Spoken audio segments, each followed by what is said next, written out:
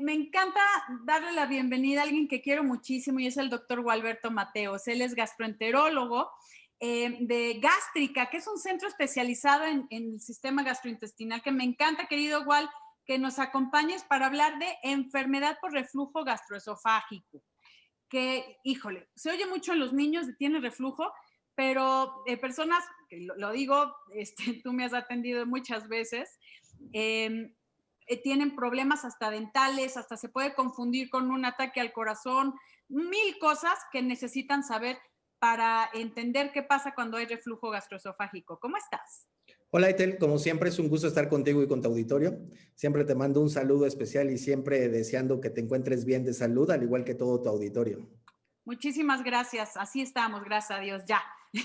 Pero a ver, cuéntame esto del reflujo gastroesofágico.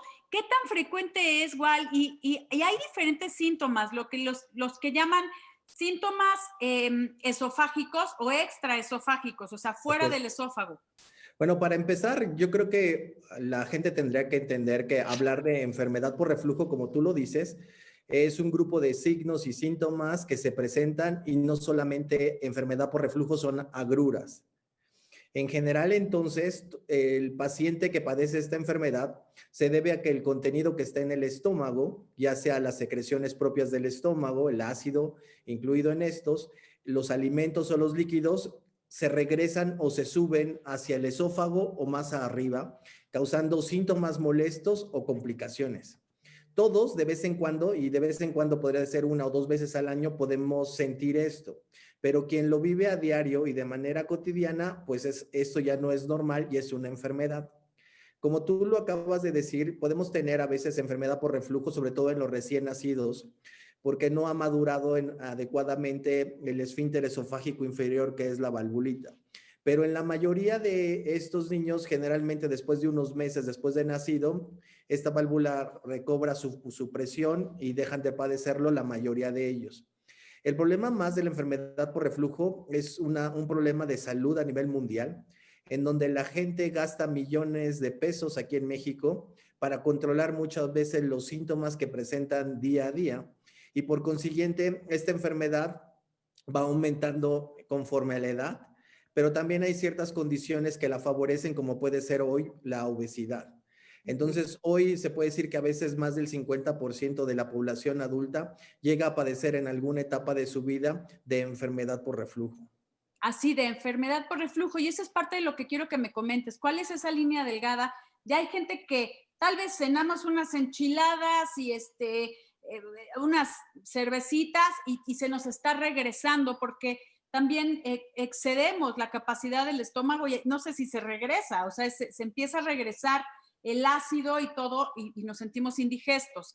Pero una cosa es de vez en cuando, como lo estás mencionando, a otra cosa es vivir con nuestros antiácidos que podemos comprar en cualquier lado en el buró de noche, ¿no? Yo creo que ya, como tú lo acabas de decir, quien esta enfermedad le causa molestias que lo llevan a tomar algún médico, alguna medicación o a cambiar sus hábitos, dejar de cenar, dejar de comer ciertas cosas, este paciente eso ya no es normal. Como tú bien lo mencionaste, los síntomas son importantes para que la gente pueda reconocer si lo padece o no. Y tú, como eres muy acertada, dijiste que los síntomas hoy precisamente los dividimos en síntomas dentro del aparato digestivo, que son los síntomas esofágicos, y síntomas fuera del aparato digestivo, como son los extraesofágicos. Dentro de los síntomas esofágicos, Uh -huh. tenemos los que generalmente conoce la gente como son las agruras, que es la sensación de ardor o quemazón en la parte de atrás del esternón. Precisamente el reflujo, que el paciente siente cómo se regresa o se suben los alimentos, la comida o el ácido del estómago. Y también puede manifestar disfagia, que es la sensación de dolor o malestar cuando el alimento pasa a través del esófago por una zona que tiene lastimada. Pero es importante reconocer que muchos pacientes que tienen reflujo, estos síntomas digestivos no los tienen tan importantes o tan presentes y tienen síntomas como pueden ser tos, ronquera, disfonía, garraspeo, dolor torácico, taquicardia, palpitaciones, No, bueno. rinitis, sinusitis, asma, bronquitis y hasta caries, como bien lo mencionaste, que pueden ser secundarios al reflujo. Y esto lleva a un grupo de pacientes en donde estos síntomas son más importantes, de inicio ir al otorrino, al cardiólogo, al neumólogo, precisamente en saber qué es lo que está pasando, y una vez que van con estos especialistas y los checan, pues valoran que estos síntomas pueden ser debidos a enfermedad por reflujo, y entonces es que nos refieren a esos pacientes para estudiarlos. Fíjate qué importante es esto, que la gente sepa que hay otro tipo de síntomas extraesofágicos, que incluso lo dijiste, caries, o sea, caries o estos pequeños o personas que tienen constantemente una infección de vías aéreas, pues puede ser causada por reflujo. Así que hay que estar muy, muy pendiente de eso porque pues tal vez ya puede encontrar la solución y mucha gente que va de un médico a otro y puede ser algo que debe de ir con el gastroenterólogo como mi querido Gualberto Mateos. Voy a una pausa, queridos amigos, Gualberto, y regresamos con ustedes aquí en Bien y Saludable. Y estoy platicando con el doctor Gualberto Mateos, un gran cirujano gastroenterólogo, mi cirujano gastroenterólogo, que tenemos que hablar también del diagnóstico. ¿Cómo haces un diagnóstico, Gual?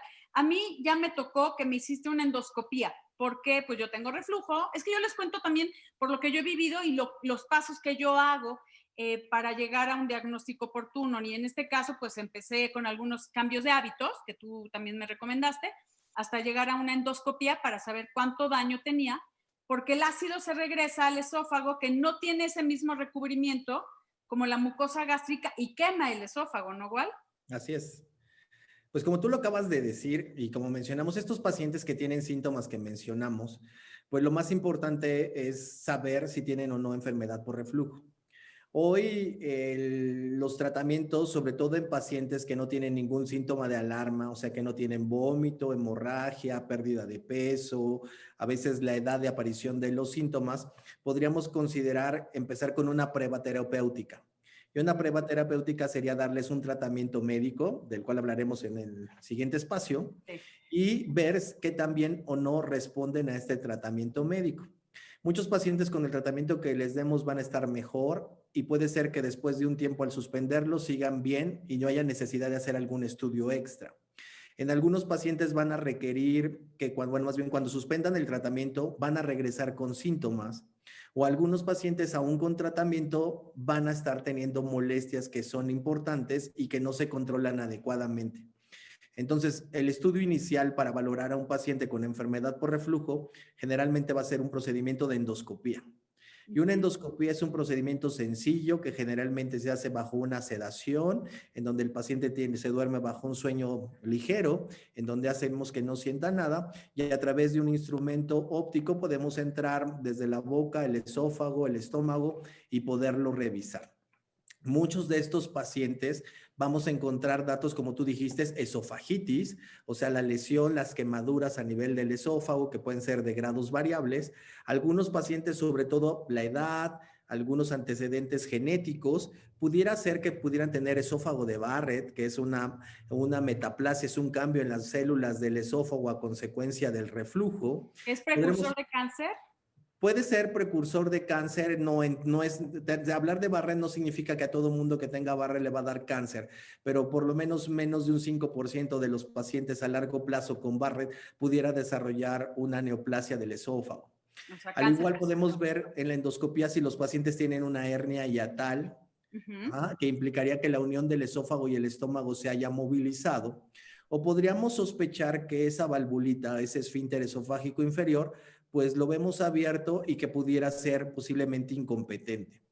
A veces hoy ya tenemos unas escalas en donde si los hallazgos endoscópicos son realmente muy certeros en cuanto al grado de quemadura, en cuanto al grado de tener esófago de Barrett, se puede hacer ya el diagnóstico simplemente con una endoscopía. Pero en la mayoría de los casos, algunos pacientes van a requerir que les hagamos otros estudios extras para poder confirmar adecuadamente la enfermedad, ¿Cómo como cuál? puede ser hoy el día en el caso de la pH con impedancia. Y la pH con impedancia es un estudio que, como dices, hacemos también allí en gástrica. Y es un Buenísimo. estudio en el cual a través de una sondita que se coloca y el paciente hace su vida con ella durante 24 horas, podemos detectar si el paciente tiene reflujo, cuántos episodios de reflujo tiene, hasta dónde llega cada episodio de reflujo, o sea, hasta dónde sube el material que está refluyendo, cuánto dura cada episodio de reflujo, el tipo de reflujo que tiene, sobre todo para poder saber qué tipo de tratamiento le podemos dar. pero también nos hace la correlación sobre los síntomas que tiene el paciente y lo que está sucediendo dentro del esófago. Y eso es importante, porque hay mucha gente que puede tener enfermedades funcionales, como puede ser el síndrome intestino irritable, en donde los pacientes tienen molestias, por ejemplo, de agruras o reflujo, y realmente no están teniendo reflujo ni agruras, sino más bien es una causa de una hipersensibilidad o una alteración en el eje cerebro que el paciente hace que perciba. E imagínate si uno de estos pacientes, si no se estudia y dice que tiene síntomas y se va a una cirugía, pues obviamente ese paciente va a quedar con mayores complicaciones porque no fue adecuadamente estudiado. Uy, Entonces, la pH nos va a decir exactamente si el paciente tiene enfermedad por reflujo patológico o no, y si el paciente correlaciona lo que está sintiendo con lo que está pasando adentro. Otro estudio que puede complementar también adecuadamente hoy a estos pacientes es hacer una manometría. Y una manometría tendrá dos funciones, sobre todo para saber en estos pacientes en donde a veces en endoscopia los vemos también normales, en donde saber si el esfínter esofágico, que es la valvulita para que nos entiendan los pacientes como la tapa del estómago, tiene la fuerza suficiente para cerrar o no tiene la fuerza suficiente para cerrar, y esto puede favorecer el que los pacientes tengan reflujo.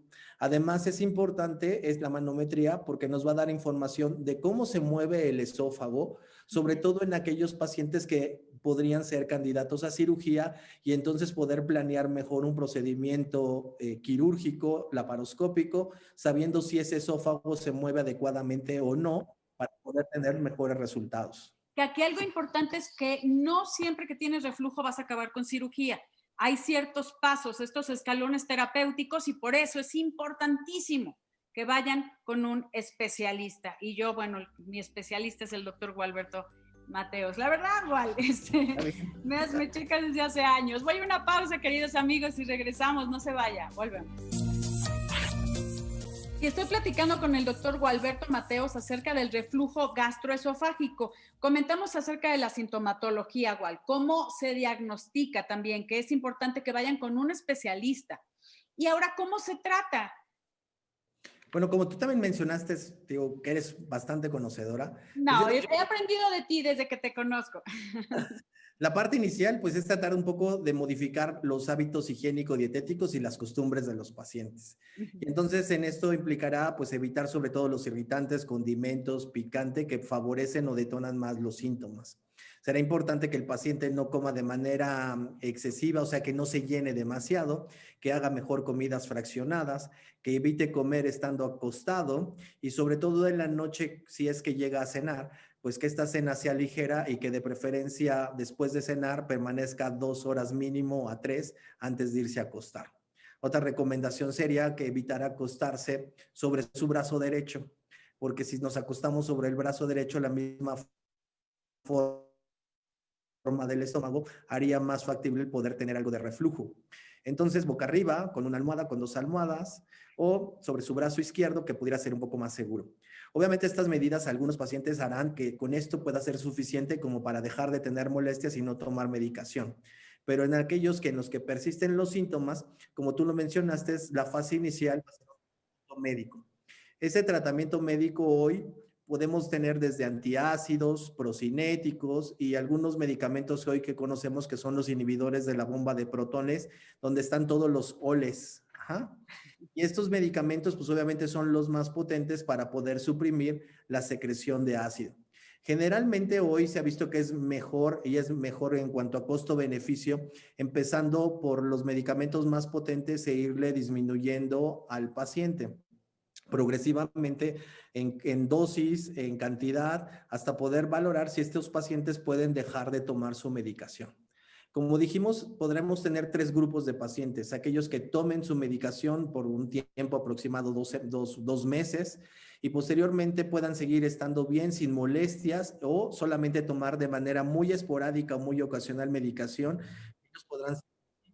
Habrá un grupo de pacientes que van a requerir a lo mejor cuidar un poco más su alimentación y tomar su medicamento un poco más seguido. y un grupo de pacientes que independientemente de tomar su medicina a diario, tengan que cuidarse y aún así los síntomas no se controlen al 100% o sigan teniendo síntomas extraesofágicos, tos, regurgitación, ahogo nocturno, faringitis, laringitis, neumonía, y que entonces sea conveniente hacer un procedimiento más importante. Como tú me mencionaste, enfermedad por reflujo, cirugía, pero en aquellos grupos de pacientes jóvenes que requieran medicina por largo plazo, que sean dependientes de la medicina y que vean afectada su calidad de vida, la cirugía podrá proveer que esta esfínter pueda funcionar. Aquí es importante, perdón querido Wal, nos vamos, pero es importante que vayan con un especialista. Si necesitan cirugía, solo el especialista lo va a decir, pero tienen que ir con esos escalones terapéuticos. Gracias, doctor Gualberto Mateos, como siempre, todo mi cariño. Gracias. Gracias. Yo soy Etel Soriano, por favor, para estar bien y saludable, cuídese.